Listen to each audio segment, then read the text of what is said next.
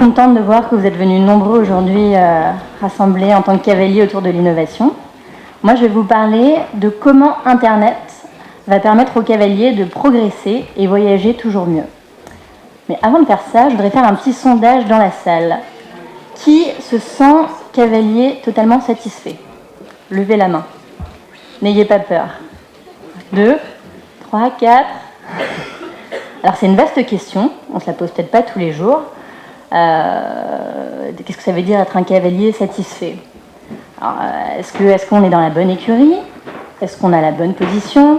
Est-ce que son cheval est sorti de façon régulière? Est-ce que les infrastructures sont de bonne qualité?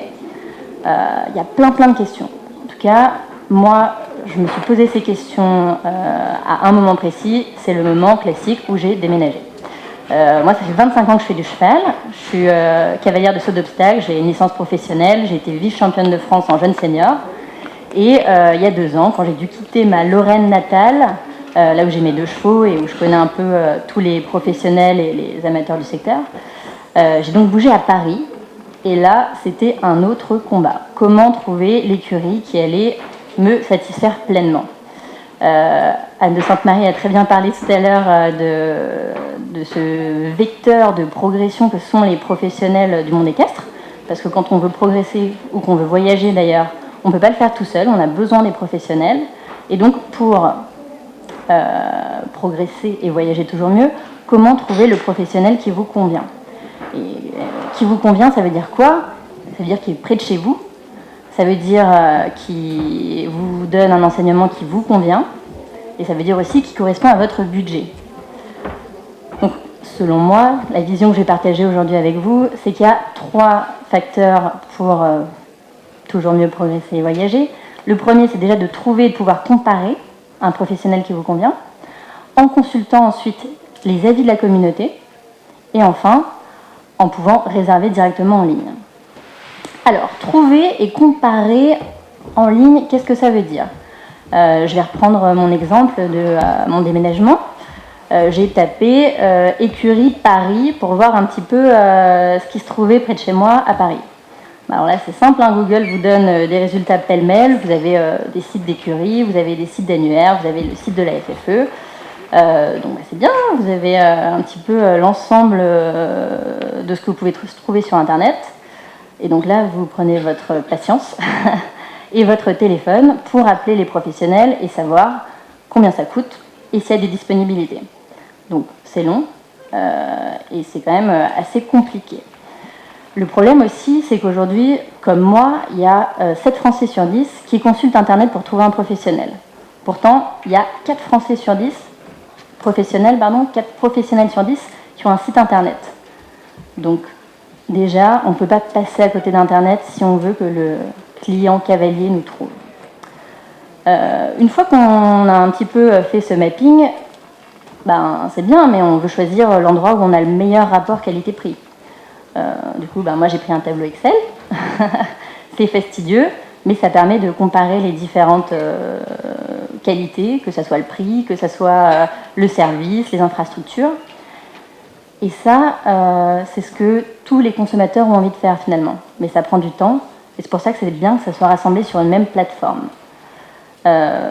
Est-ce que c'est un problème pour les professionnels du monde équestre d'être mis en concurrence de la sorte? Parce que souvent, ça peut faire peur.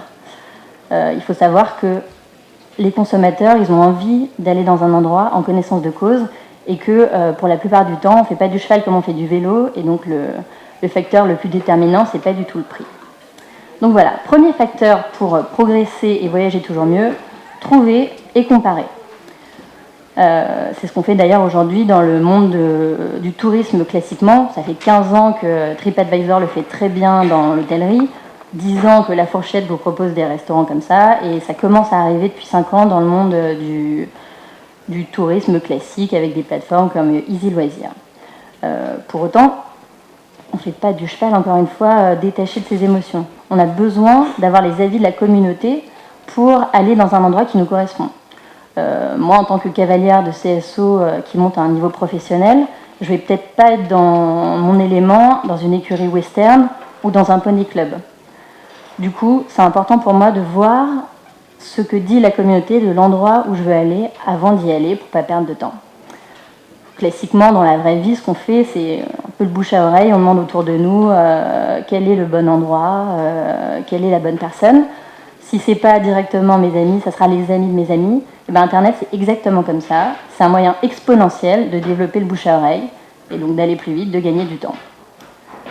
Ça, c'est très bien, mais encore une fois, les avis, est-ce que c'est que du positif ? Comment on gère les avis négatifs ? Comment on gère les faux avis ? En fait, nous, avec 1 an d'expérience et plus de 12 000 personnes qui utilisent le site, on s'est rendu compte que, en fait, c'est un faux problème. Sur plus de 3000 avis postés, on a moins d'1% d'avis négatifs. Et sachant qu'un avis, de toute manière, doit être posté par un profil complet. Donc c'est pas anonyme et ça réfrène beaucoup les gens. De la même manière qu'un cavalier auquel on demande son avis, il va être content de pouvoir s'exprimer. Ça montre déjà que le professionnel a envie de s'engager dans une démarche qualité. Et en plus, la plupart du temps, c'est aussi un moyen pour lui de montrer de la gratitude envers son coach. Donc voilà, maintenant on a trouvé, on a comparé, on a vu les avis, on est sûr de l'endroit où on veut aller. Il ne reste plus qu'à pouvoir réserver. Parce que la plupart du temps, quand on consulte sur Internet, on est au bureau ou alors on rentre le soir tard chez soi, tandis qu'on ne peut pas appeler.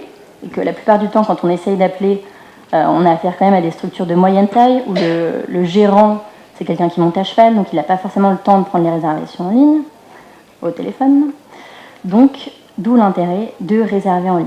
Aujourd'hui, on a 6 Français sur 10 qui réservent en ligne, alors qu'on a moins de 11% des professionnels qui proposent actuellement la réservation en ligne.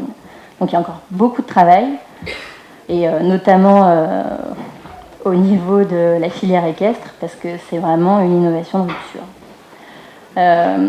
C'est donc un gain de temps et d'efficacité pour les cavaliers qui vont aussi pouvoir se décider tout de suite, parce qu'on sait qu'on se décide beaucoup plus vite à acheter quand on achète en ligne que quand on a un petit peu de temps pour réfléchir. Et pour les écuries, c'est aussi un moyen de faire face aux problèmes actuels que vont être l'augmentation de la TVA, l'augmentation du prix des matières premières, le fait que le temps qu'on passe dans les écuries à s'occuper des chevaux, il sera toujours incompressible parce qu'on ne peut pas automatiser ou robotiser le fait de sortir des chevaux. Donc pour gagner du temps et gagner des nouveaux clients, utiliser la réservation en ligne, ça va permettre aux écuries d'atteindre cet objectif. Bon, donc c'est formidable. On a vu que on a trouvé, on a comparé, grâce aux avis, on réserve en ligne. Donc ça, aujourd'hui, c'est ce que fait Orsi, mais pas que. Orsi, c'est une plateforme qui veut, à terme, à l'international, permettre aux cavaliers de progresser et voyager toujours plus, en s'ouvrant non seulement sur le monde équestre, c'est-à-dire potentiellement pouvoir progresser en consultant les différents médias du monde du cheval, l'Éperon par exemple, qui va proposer des thématiques sur la progression, également Equisense qui va donner une analyse des datas du cheval et qui va pouvoir après orienter sur des stages de progression. Et dans l'autre sens, également démocratiser l'équitation, parce que compiler ces offres, c'est bien, mais après pouvoir les redistribuer pour le grand public, c'est encore mieux sur des plateformes comme Smartbox ou TripAdvisor. Donc j'espère que vous avez compris que chaque avis compte, et donc on attend le vote sur notre plateforme.